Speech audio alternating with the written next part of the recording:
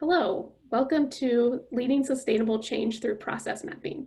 I'm Aljets. I'm the Student Success Portfolio Manager with University Information and Technology at Oregon State University.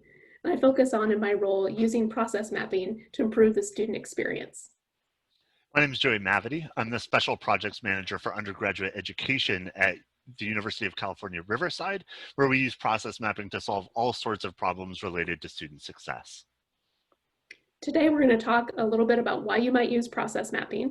We'll walk through the process mapping framework using an example from UC Riverside, and then we'll discuss common pitfalls and tips. Let's get started.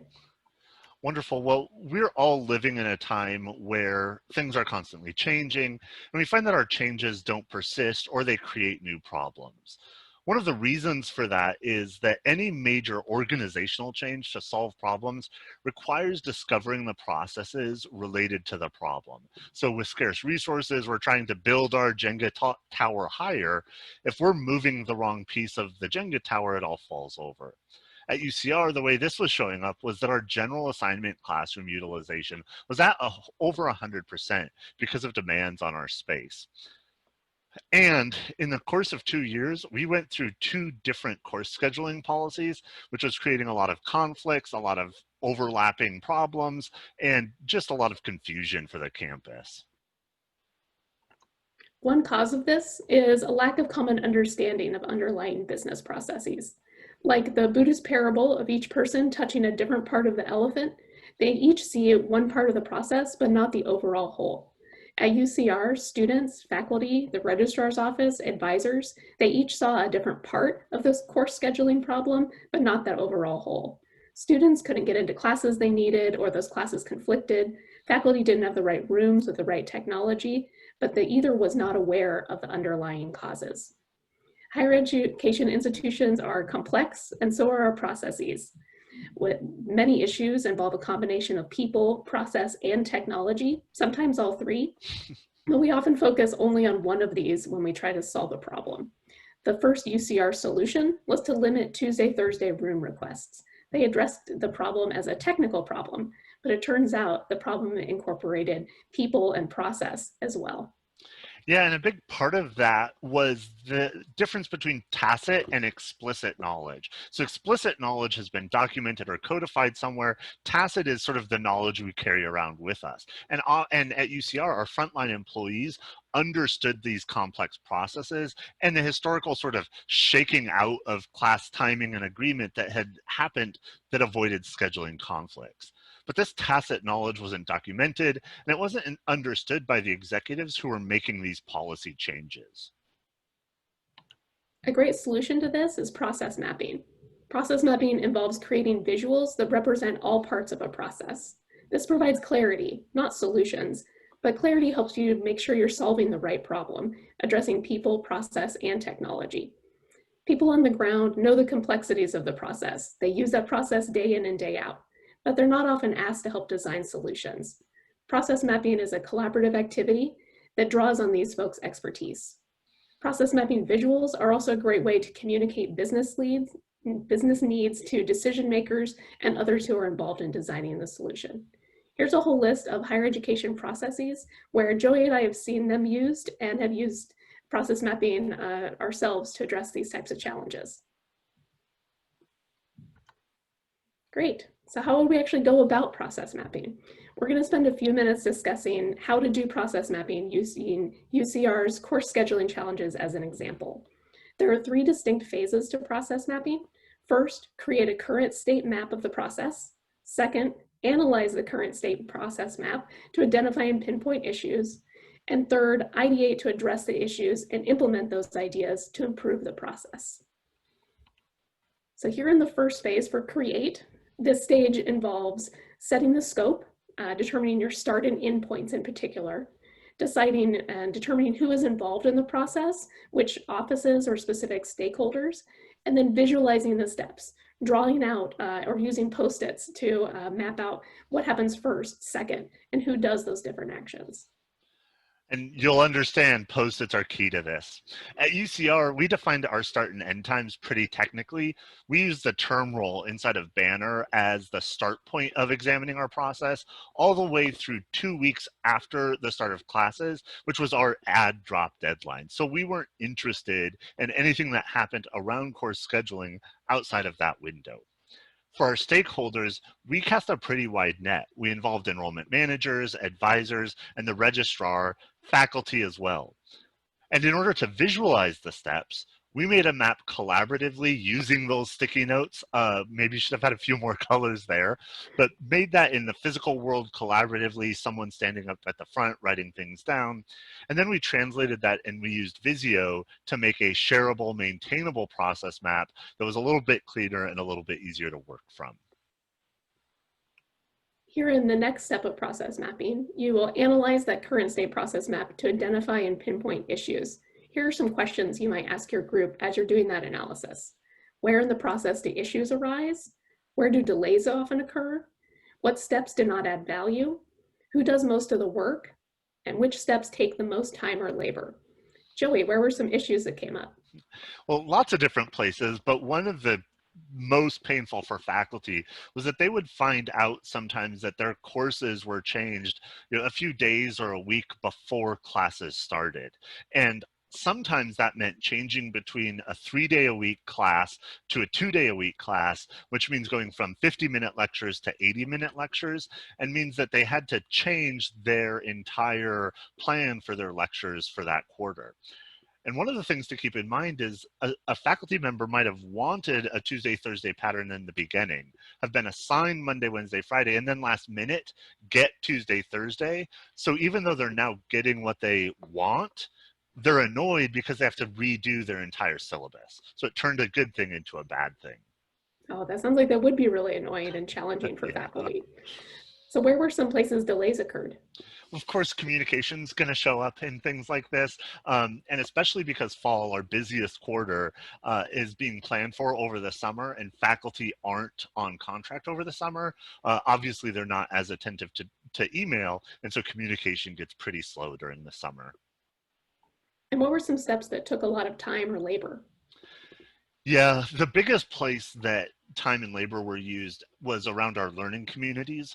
Learning communities at UCR are cohorts of about 24 students that all take the same courses together throughout an entire year. And because of how critical those are to our student success efforts, there were agreements with the registrar that cohorts of learning communities would be planned before anything else. But over time, of course, everything started to become a learning community. So you'd have business learning communities or transfer students in STEM learning communities, and they all fell under this loose learning community definition. And so a ton of manual labor was going into planning these out. And of course, when everything's a priority, then nothing is. So it was just a huge headache for everyone. Oh, it does sound like there were a lot of challenges there. I bet folks came up with some good ideas, though, about how to streamline things. Yep, absolutely.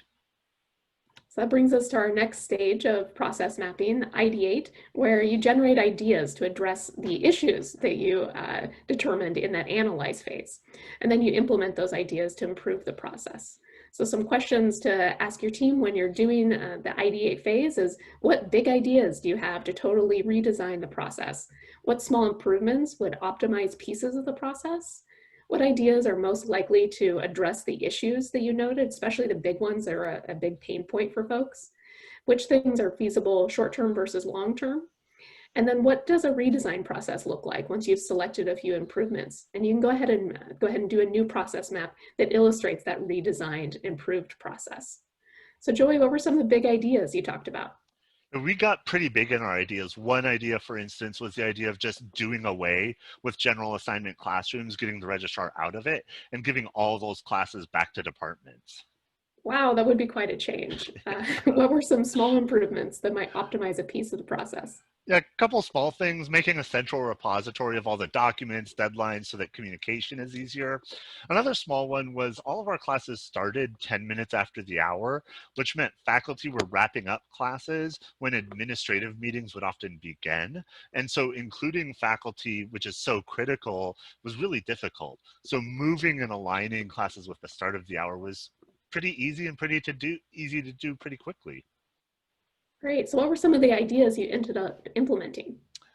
Yeah, so besides the time change thing, three big changes were the course scaffolding, the creation of a course scheduling committee, and developing variable schedule patterns. So for course scaffolding, we realized that we needed to set permanent slots for high demand, high service courses so that any enrollment manager would know at this time calculus is going to be offered. So as long as I'm not offering my class then, I know my students can get into the class that they need. Another thing was creating a course scheduling committee. We realized that because any system can be gamed, we need a committee that can monitor and sort of tend to the policy over time and make sure folks are behaving in the way that they need to. With variable schedule patterns, means that even if a course gets moved, faculty never have to change their syllabus. So maybe they wanted Tuesday, Thursday, and they can't get that space. Well, there's now a Friday, Monday pattern that has a 80-minute lecture or a Monday, Wednesday. And so these changes still allow them to not go through the headache of changing their entire syllabus. Oh, very nice. I can see how those ideas would be helpful when implemented and how process mapping really led you to those ideas. Yeah, I mean, some things were pretty obvious, right? So the time change was pretty obvious, but the flexibility and satisfaction of especially the scaffolding means everybody's really loving the result going forward, and the hard work was worth it. I also feel like I learn something every time I go through one of these exercises, both about what's happening at the campus, but also how to do process mapping effectively. Oh yeah, same here. I always feel like I learn something new too when I do process mapping facilitation. In fact, Joey and I put together a list of our five most common pitfalls that we see happen in groups when doing process mapping and tips of how to improve those. So share that learning here with you. And as you probably heard me emphasize early on, we were very clear on scope, because one of our biggest pitfalls that I've seen is being unclear about the scope. How can you fix that, Alex?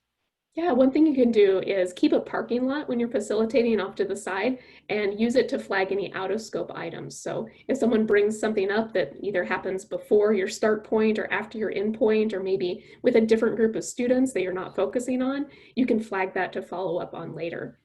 Also, I'd suggest erring on the side of a more well-defined start and end points like those that UCR used. And you can always expand on that later. So Joey, I really noticed that you had very clear start and end points around your term, and it sounds like that helped you a lot. Absolutely. So another common pitfall is underestimating the time it will take to complete your activities or the overall complexity of your process. Any ideas for that, Joey? Yeah, getting buy-in at the beginning makes everything go a lot smoother, and define your time commitments ahead with sponsors and participants so that they understand what they're getting involved in and why they're doing it and the benefit to them. I'd also suggest estimating more time than you think you'll need. If it's a complex process, rarely see it take less than 4 hours. So schedule it for 6 hours or 3 2-hour meetings. If you don't need that last meeting, people rarely object to getting time back. But if you're in the middle of the work and it's sort of all in your mental scaffolding, it can be hard to find new time on our busy calendars. So it's hard then to complete it, and the work ends up going nowhere. Lastly, because we are virtual, breaking into multiple shorter sessions is critical because attention spans just are harder on Zoom. We've all experienced Zoom fatigue, and so give people a break. One other challenge can be not having the right stakeholders in the room or not having enough people with the right knowledge. Yeah, a couple of things I've seen work really well for that is first recognizing that the voices of your on the ground staff are really critical when you're process mapping. You're going to be mapping out like what is the first thing that happens when a student turns in this form or something like that. And you really need the people in the room who are the ones processing that form who can tell you exactly what happens. And oftentimes this isn't a director, it's your line staff, your customer service reps, those kind of folks. So make sure you include them in the process. Second, consider all of your stakeholders and don't forget customers like students, faculty, or community members. It's easier to get participation from the people directly working in your department, but including your customers as well is going to help you understand the whole elephant and not just part of it. Another common pitfall that I've seen a lot when facilitating is not following the 3 phases of process mapping. During the create phase, people sometimes like to jump to pointing out all the issues in the current process.